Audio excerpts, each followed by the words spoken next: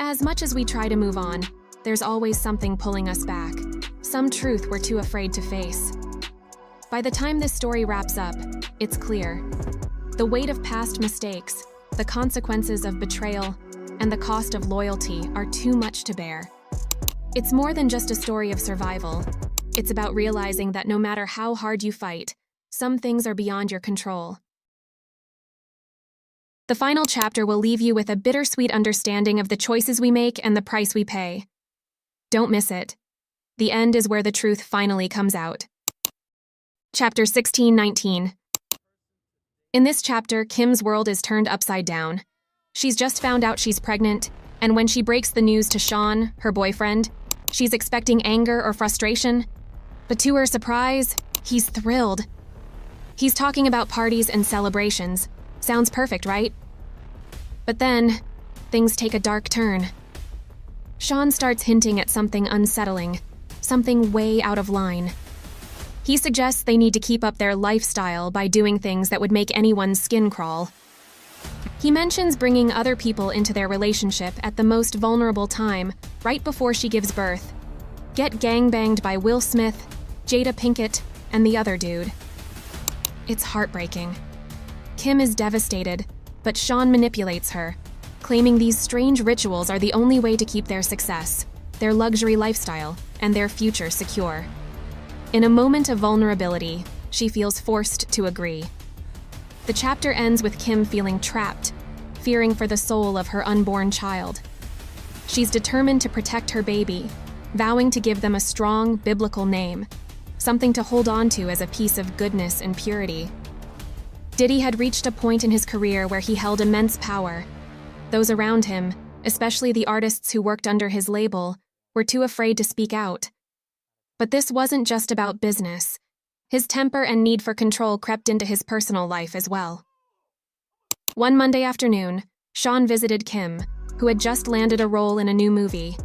She thought he was coming over to celebrate with her, just the two of them. But instead of a happy moment, everything took a dark turn. When she came out of the bathroom, she saw Sean with flowers, except he was furious. He threw a card on the floor that read, "The other night was amazing, we must do it again." Confused and caught off guard, she tried to explain it was a simple fan message or maybe a joke. But Sean wasn't having it. His anger escalated, and he accused her of meeting with someone behind his back. As she tried to calm him down, Sean's rage only grew. He demanded to know who the producer was and accused him of trying to take his family. In a fit of rage, Sean smashed a coffee cup, flinging it across the room, and even overturned a heavy table in his fury. After that violent night, Sean seemed to change, but not in the way you'd think. While Kim was recovering, he put on a different face. The concerned, supportive father, there to help her through her injury. But was it real remorse or something more calculated? The next few months were strange. Sean was there constantly, helping Kim heal and offering support and care. But his presence felt less like kindness and more like control. Said her and that, I was just saying like she looked kind of big for the amount of months she is. And so I said, baby, I think we need to go to the doctor because you kind of big. You look like you ready to give birth right now. And so we went to the doctor, and guess what? Your boy Diddy is a champion. I am a champion. The doctor told me and Kim, and I'm telling you right now, no press announcement, just telling people in my family that I'm having twins. It is official. Yes, two more Combses. Two. Her friends and family began to pull away, believing the car accident story Sean had convinced everyone of. As she slowly recovered, she started to feel herself doubting her own memory. Sean would drop hints about how clumsy she was, or how lucky she was to have him there to help her recover. Piece by piece, her independence and confidence faded. It seemed like just when she began to find herself again, he was ready to tear her down. Finally, after months of dependency, Kim found the strength to tell Sean to stay away. But Sean didn't take no for an answer. He would manipulate, plead, and even promise to change. But there was one thing that stuck. She had lost both movie roles. And the producer she had met with?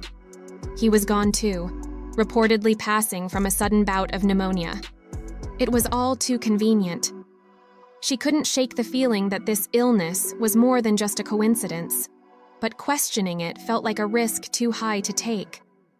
By this point, she understood that the image Sean had created of himself as an unstoppable kingpin wasn't just a title.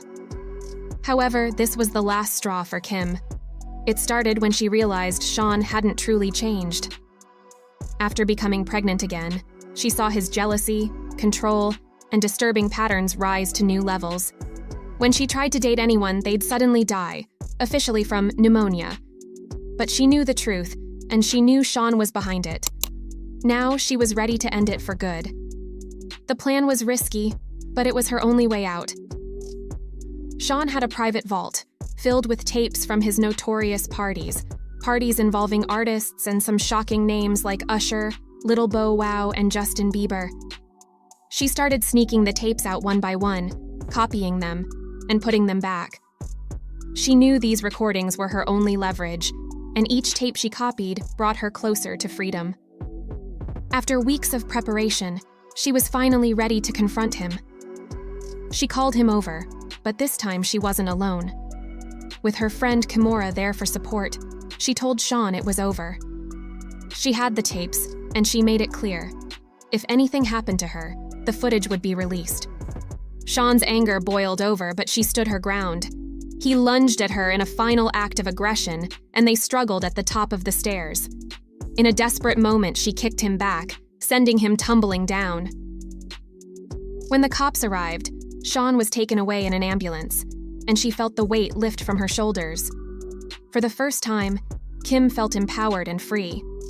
The days of being under Sean Combs' control had finally come to an end. Kim tried to start fresh and even began dating again, but every new boyfriend would meet the same fate, dying mysteriously of pneumonia. She knew it was Sean. This wasn't just a coincidence, it was a pattern. That's when she knew. It was time to tell the world the truth. Kim was determined to reveal everything, so she began documenting her story in a book. A tell-all that would expose secrets she'd lived with for years. But then, her home was broken into. Her laptop containing early drafts was gone. But she was prepared. She'd saved it all in the cloud. No one, not even Sean, could silence her now. As she worked on the book, she began feeling ill. Too ill. Sean's voice echoed through the phone, with a chilling calmness. She begged him to think of their children. His response was cold.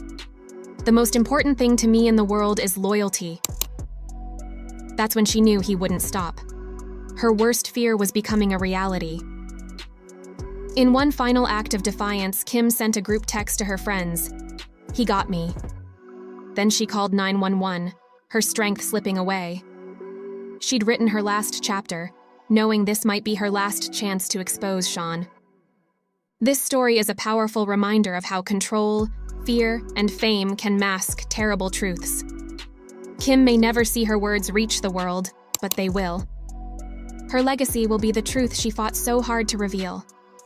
If this story shocked you, let us know in the comments, and don't forget to subscribe for more stories that pull back the curtain on the world's most shocking secrets.